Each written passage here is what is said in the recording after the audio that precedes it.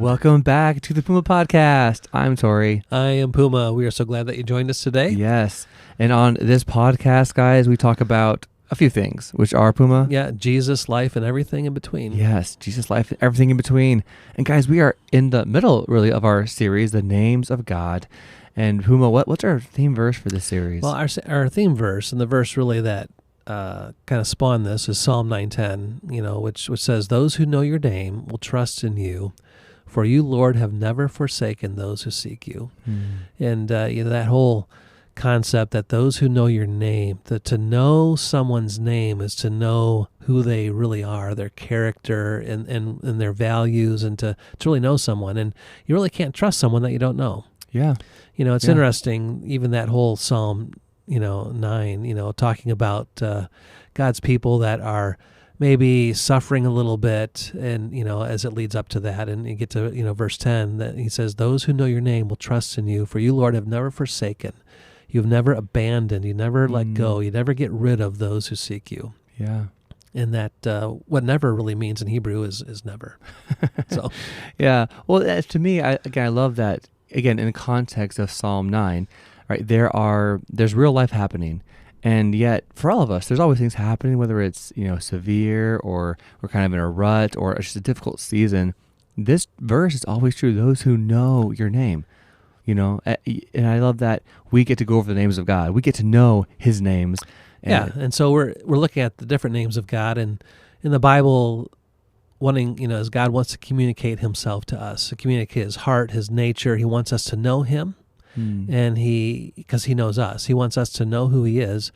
And so one of the ways that he's revealed himself throughout the Bible are different names or titles that sometimes he declares himself to be. Sometimes they're titles that others attribute to him based upon a situation where they see God living out certain characteristics, and they ascribe a title or name to him. And so you put all those together, and you really get this amazing picture of who God is, and his majesty, and his authority, and his sovereignty. And the more you see and get to know the name of God and the names of God, the more we see, wow, he is consistent. Yeah. He is the one who is going to take care of us and lead us. He's not going to forsake us. He's for us, not against us. We talked about God who heals. He's out to heal us, not to harm us. He's the God who makes us righteous and is our righteousness, not one who is sinning against us. And it goes on and on and on. Yeah. So the more we get to know him, the more we trust him. Yeah. Well, and with that note, guys, let's dive into today's name of God. As you can already see, it is Elohim.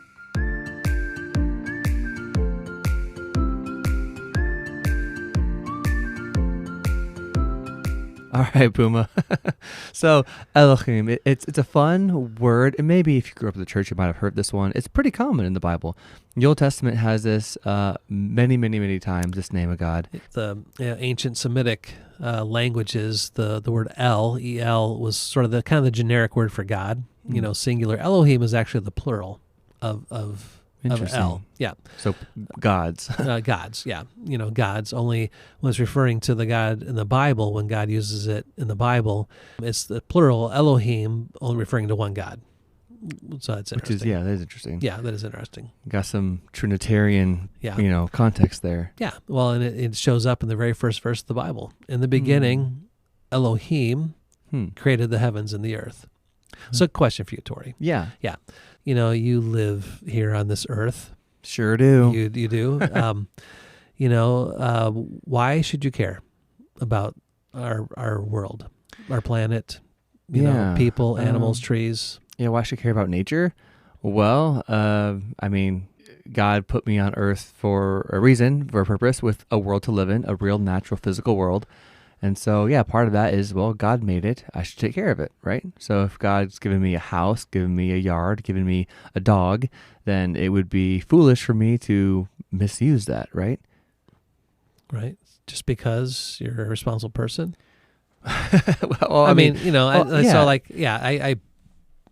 think all of us, are aware that in our world there are people that, if you say, seem to be an extreme carer of the earth or the planet. Yeah. We call them kind of like environmental extremists. Tree huggers. And or, some of those kinds of things. I mean, is it wrong to chop down a tree? No. Could it be wrong to chop down a tree? Sure. Well, what's the difference? How do you know? Well, I say if there's a tree that not in your yard, you chop it down. That's why I chopped down the neighbor's yard. Yeah. That's not kind. It's not your tree. Yeah. But I don't think it's innately wrong to use nature, right? I mean, whether it be for firewood or just for fun, I mean, I remember Mom and Dad. Well, you guys made my brother and I go and chop trees down with hatchets back in the day. There you go. And we had too much energy, so he gave us a hatchet. Don't understand that, but you did, and we chopped down that one giant oak tree for, goodness, like 3 summers. It was huge. But yeah, I mean, there's nothing wrong with cutting down a tree. I don't think. I mean, it's not not murder, right? Some people say, "Oh, you kill nature, it's murder." I mean, I had a neighbor who was very much an environmentalist extremist, so much so that she would grow like mold in her house because she thought it would be a life force. She refused to use Roundup and kill the weeds in the sidewalk because it was a life, and you can't kill life. Those are weeds, have feelings, and that's murder. And of course, her worldview is that all life, including nature, is the same equal life to humans. Right. It's all sacred and shares the same value. Yeah, right? Which I disagree with. But again, that was her worldview of life and nature. It was on equal playing field with humans. Yeah. So we live in a world where there's a lot of different views about the world and how we should take care of it. What's interesting is this name of God, Elohim. It really, like in Genesis chapter 1, you see this word 32 times in Genesis chapter 1. Wow, just one chapter. Yeah, Genesis chapter 1. What's the big idea in Genesis chapter 1? That's where God creates the entire universe, creates life. Yeah, Genesis 1:1. In the beginning, Elohim created the heavens and the earth. It's just kind of the very first verse of the Bible. We were introduced to God. His name is Elohim. He's the creator of the heavens and the earth. And just that one verse has so much in it. And throughout chapter 1 of Genesis, we see how God, creates the earth and creates the stars and the moon and creates, planets and creates water and sky and light and animals and fish and birds. And, you get to verse, 26, it says, then God said, let us make man in our image. Right. The plural form of God, us. And let God make us in our image, male and female, he created them. And there you have the creation of mankind. And that was the last thing that God created in Genesis chapter 1. So he creates everything, and the last thing he creates man, and it really, the whole narrative slows down, where it's almost like God is focusing on this one thing, the special creation of mankind.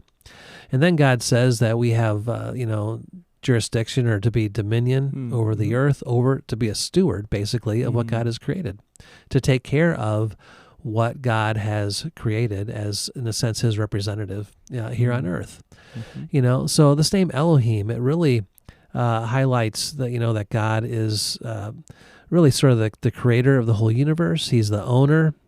He has the rights to it. He has the power to do it. Yeah, he has the power. He has the power to do it. He's the author, right? He's the author. He's the creator. Yeah, he owns it all. He owns it all. And what's interesting, if you are one who reads the Bible at all, I just, would encourage you, next time you read through the Bible or you're reading passages, just remember this concept that God is the creator, and just how often that idea comes up throughout the Bible, throughout the scriptures, that God is the creator, he's the author, or he did it, or he is over it. Yeah, he made it, he controlled it, he orchestrated it. Yeah, he gets, in a sense, this is one of those names of God and what it represents that God gets great mileage out of the Bible. Now, why is it so important, you think, Tory, for us to understand that God is the creator of all things? Well, I think on a simple scale, if God is the creator, that means I'm not. If God is the owner of all, that means I am not. If God really has the power and the position to not just own, but control. I mean, again, Jesus told the storm to stop, and it did. Why? Because Jesus is God, and God is the creator of all, the owner of all. that puts me in my place. It shows me, Tory, God is God and you're not. And that's a very healthy thing for mankind to know. That's a very important thing to know, that God is in control, God is powerful, and God made it. He owns it. We are living in his world. God is not in our world. Yeah, what is the perspective of mankind? And, you're going to be a dad soon, and the little baby's going to come out, and that little baby's going to assume that it is what? The center of the universe. The center of the universe, right? Yeah, the center of the universe, that the whole universe revolves around him. Mm-hmm. And isn't that sort of the heart of sinful men, that we see ourselves as the center of all things? Oh, right. That all things are for us and even belong to us.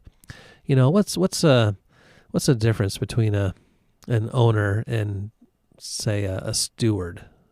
Yeah, well, the owner is the one who has legal possession, who could do whatever he or she wants to do with that thing. A steward is someone who is taking care of said thing for someone else. So they don't own it, they're just taking care of it or using said thing that belongs to somebody else.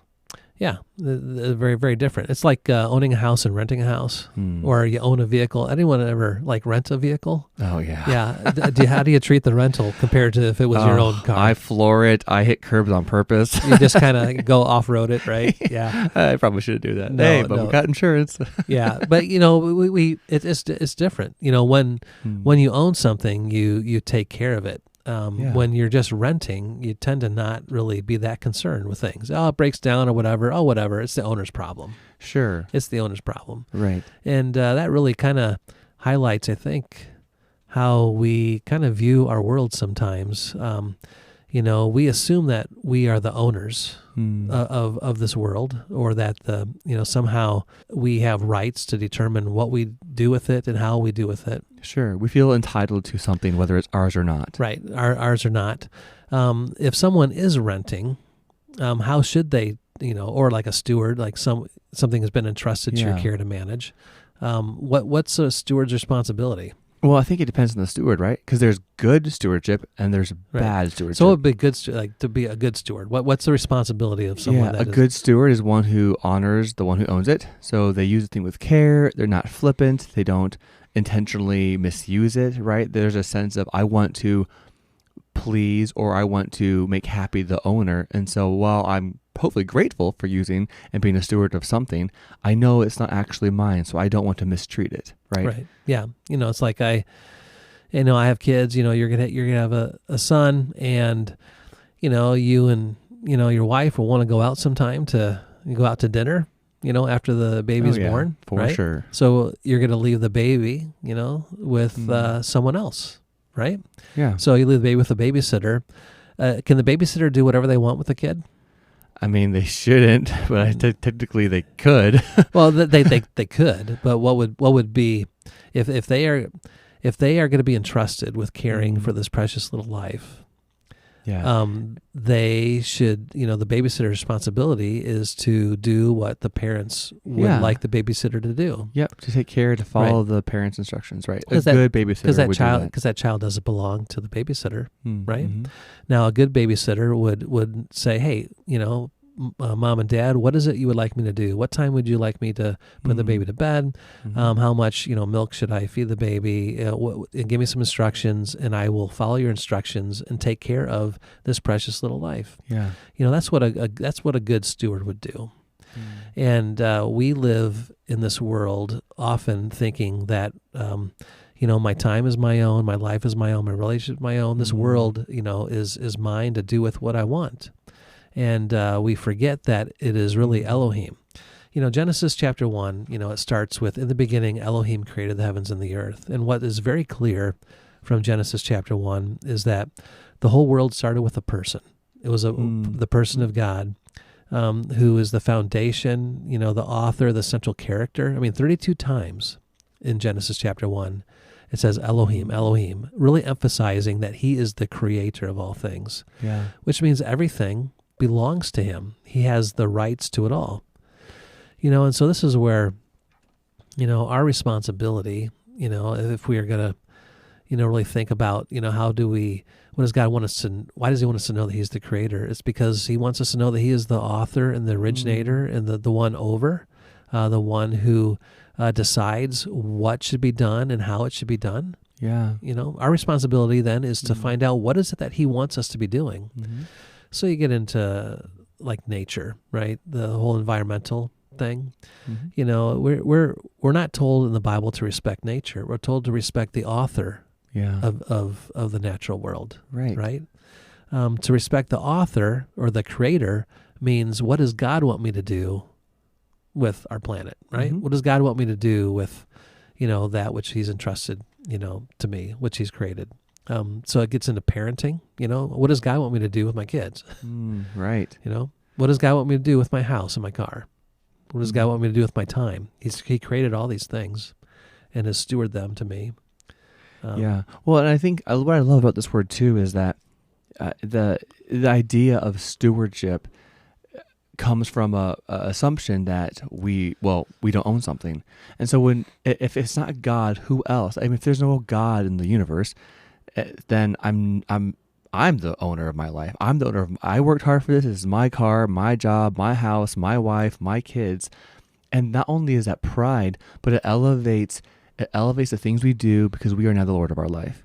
See, one of the things I love about this name of God, Elohim, is that not only does it put us in our place, it reminds us of who is ultimately in control. Because if Elohim means all-powerful creator, then if I know the heart of God, he is good. He is Jehovah Rapha. He is Jehovah Jireh. He is Jehovah Sekenu. He is all these things that I can trust. There should be a sense of comfort that, you know what, I am just a steward. I'm not in charge. And thank goodness God, Yahweh, is in charge. Elohim is actually in charge of my life. That should bring peace of mind. Right.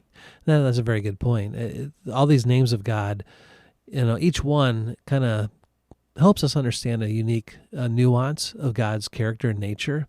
You put them all together, right? So, I mean, if he was not one to be followed, right? He was a bad shepherd, or evil, vindictive. If he's one that he might provide, maybe not provide at whatever whim, he's can't be trusted.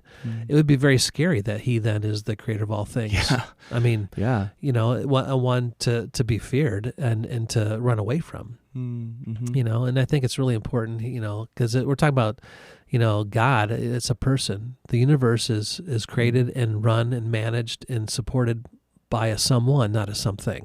I think that's really, really important for us to remember. Yeah. It's not Mother Nature. Mm-hmm. It is God, Elohim, the creator. Right. Well, how many times do we worship and praise the thing that we're stewarding, right? We make God's good gifts idols. One of my favorite proverbs, actually, which I used to think was about eating food, it's actually about stewardship. But Proverbs 12:10, it says, "The righteous care for their animals, but the kindest acts of the wicked are cruel." And I'm like, oh, so you can't abuse puppies, you can't, But the idea again, the animals, that was their income, their animals and their flocks, that was their livelihood, and the righteous are good stewards of what God gives. Yes. And it's like, because if we trust in this name, if we believe this name of God, he really is the almighty, powerful creator, then all of a sudden I have a choice. What kind of steward am I going to be, right? I mean, what kind of steward am I going to be? A righteous one? Am I going to not just thank God for giving me the position of stewardship, but how will I use the things God's given me? Just to example, if I say I was a shepherd, I raised sheep, I can love my sheep, and I think sometimes, and I've seen this in my own life, I worship, I idolize the sheep, the good things even, that God's given me. What an offense to the one who owns it.